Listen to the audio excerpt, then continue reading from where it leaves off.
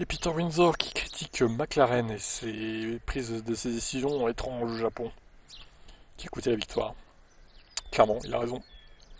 Je trouve un peu étrange que McLaren ne lui ait pas permis d'attaquer Max. Nous l'avons vu avec d'autres équipes par le passé, peut-être même avec McLaren. Je m'en souviens pas vraiment, mais certainement avec d'autres équipes. D'accord, voyons ce que nous pouvons faire. Et si ça fonctionne pas, nous reviendrons et nous maintiendrons les positions. Je pense que ça aurait valu la peine, car la McLaren était certainement une meilleure voiture, et il est certain que la Red Bull aurait été plus difficile sur ses pneus. Mais je pense que ça aurait valu la peine de laisser Oscar essayer, ne serait-ce que pour épuiser Max, et laisser ensuite Lando reprendre la position. Il a totalement raison. Peut-être que la McLaren est tellement préoccupée maintenant que par les consignes d'équipe et comment contrôler leurs pilotes, ils ne veulent tout simplement pas y aller. Je pense que ça remonte directement au Grand Prix de Hongrie. Comme je l'ai déjà dit à l'époque, dès que vous empruntez ce chemin, ça devient incontrôlable. Ils se sont évidemment mis dans un mode maintenant pour 2025 qui est une bulle. Nous veillons à ne pas marcher sur les pieds l'un de l'autre des pilotes. Je pense qu'ils ont manqué une opportunité ici. Ils avaient clairement une meilleure voiture à Suzuka. Bah surtout quand tu vois qu'au final il n'y a qu'un seul pilote qui est en dehors du tour. Alors j'ai pas souvenir que ça soit arrivé récemment, hein, ça. Hein. Ça prouve bien que c'est pas la meilleure voiture qui a gagné. Hein. Clairement McLaren ils auraient mis 4 ou 5 pilotes de plus à un tour je pense.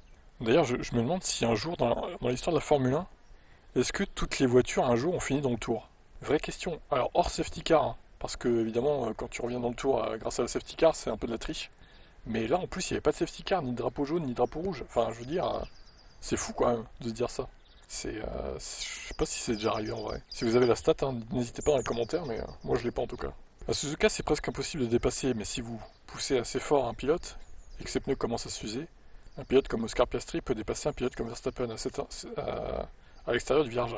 C'est un endroit de dépassement et Piastri a le talent pour le faire. Et tout le crédit revient donc à Red Bull et Max Verstappen pour avoir mis en place cette situation chez McLaren. McLaren était un peu limité dans tout ce qu'ils ont fait aujourd'hui. Est-ce qu'il fallait pas tenter un overcut aussi avec un des pilotes, comme ils ont fait chez Ferrari ou Mercedes, genre Norris qui s'arrête 2 tours après, par exemple Max. Au lieu de ça, il rentrait en même temps.